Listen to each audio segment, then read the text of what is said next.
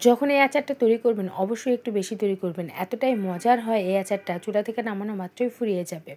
জলপাইয়ের টক ঝাল মিষ্টি এই আচারটা যে কতটা মজার আপনি তৈরি না করলে বুঝতেই পারবেন না। আসসালামু আলাইকুম, welcome back to my channel টুসনস মম কিচেন। আজকে আপনাদের তৈরি করে দেখাচ্ছি অসম্ভব মজার টক ঝাল মিষ্টি জলপাই আচার। খুবই সহজভাবে আজকে এই জলপাইয়ের আচারটা তৈরি করে দেখানোর চেষ্টা করছি, আশা করি আপনাদের সবার ভালো লাগবে।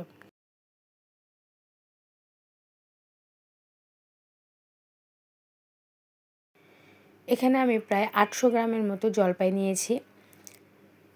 আমি জলপাইগুলো ভালো করে ধুয়ে পানি ঝরিয়ে দুই পাশ থেকে জলপাইগুলো এভাবে কেচে নিয়েছি। জলপাইয়ের গায়ে যেন কোনো পানি না থাকে সেদিকে অবশ্যই খেয়াল রাখতে হবে।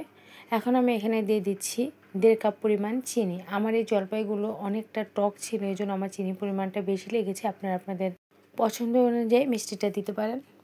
এখন দিয়ে দিচ্ছি 1 চা চামচের মতো লবণ।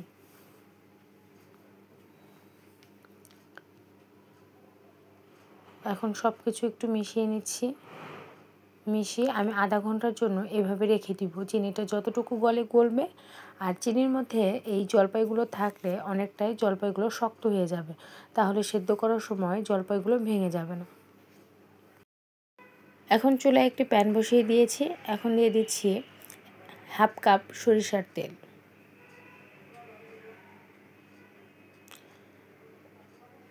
আমি এখানে কিছু রসুন কুচি দিয়েছি এবং আস্ত শুকনো মরিচ 3 থেকে 4টি, একটি তেজপাতা,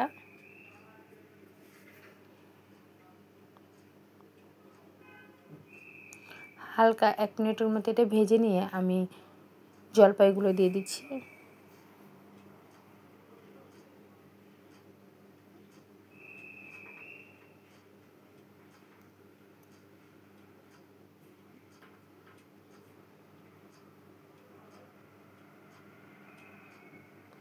জলপাইগুলো দিয়ে খুব ভালোভাবে একটু মিশিয়ে নিচ্ছি।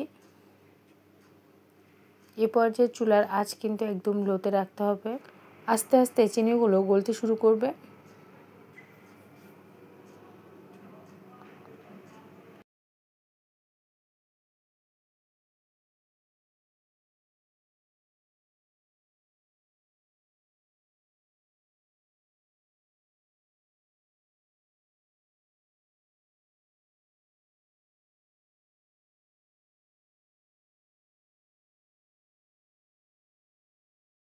আমার চিনিগুলো প্রায় গলে এসেছে। এখন আমি এখানে দিয়ে দিচ্ছি 1/2 চা চামচ হলুদ গুঁড়ো, 1/2 চা চামচ লাল মরিচের গুঁড়ো, আর আমি এখানে সামান্য একটু ভাজা জিরার গুঁড়ো দিচ্ছি।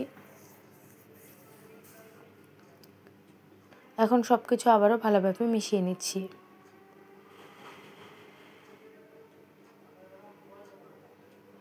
এই আচারটা তৈরি করার সময় চুলার আঁচটা অবশ্যই লোতে রাখতে হবে। চুলার আঁচটা বাড়িয়ে দিলে জলপাইয়ের মধ্যে চিনিগুলো ভালোভাবে ঢুকবে না।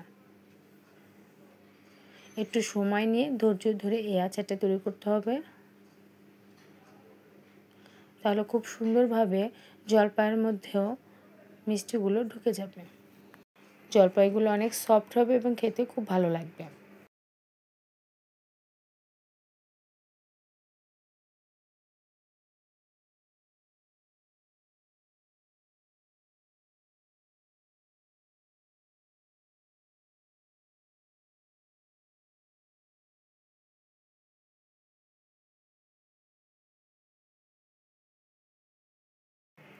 প্রায় 15 মিনিটের মতো হয়ে গেছে। আমার জলপাইটা অনেকটাই সেদ্ধ হয়ে এসেছে। এখন এই পর্যায়ে আমি দিয়ে দিচ্ছি 1/2 চা চামচ চিলি ফ্লেক্স এবং 2 চা চামচ আচারের মশলা।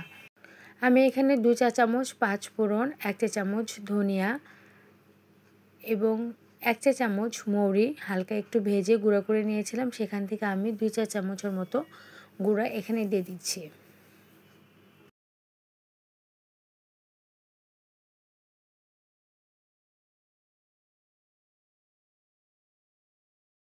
এখন দিয়ে দিচ্ছি 1/2 চা চামচের মতো আস্ত পাঁচফোড়ন।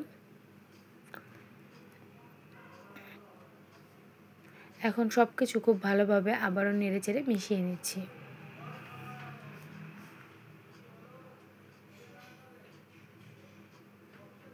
আলতো হাতে নাড়তে হবে যাতে জলপাইগুলো ভেঙে না যায়।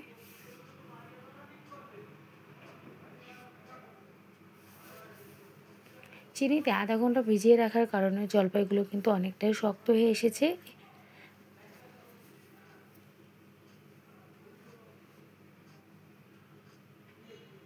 এখন আমি এভাবে রেখে দিব আরও 20 মিনিটের মতো।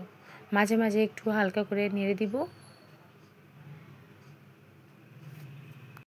এইভাবে সময় নিয়ে এই আচারটা তৈরি করলে আচারের মধ্যে মশলা এবং চিনিগুলো খুব ভালোভাবে ঢুকে যেতে পারে। আচারটা খেতে খুবই মজার হয়।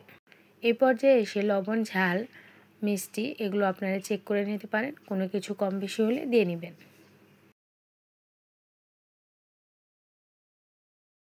আমি কিন্তু মাঝে মাঝে হাতল দিয়ে জলপাইয়ের উপরে একটু এভাবে শিরাগুলো উঠিয়ে দিয়েছি। এই আচারের এই ঝোলটা কিন্তু খেতে অসম্ভব ভালো লাগে।